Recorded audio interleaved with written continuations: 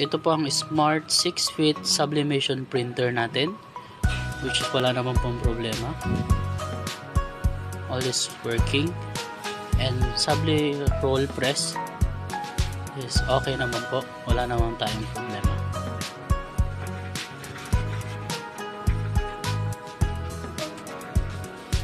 Ito naman po ang ating DTF,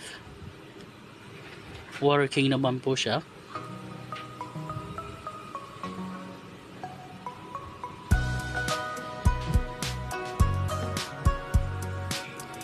Ang embroidery is working din po, wala pong problema.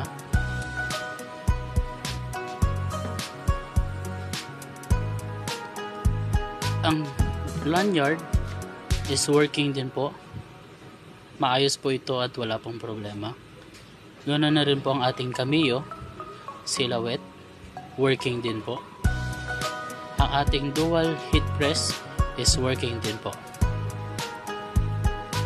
So yun lamang po, salamat.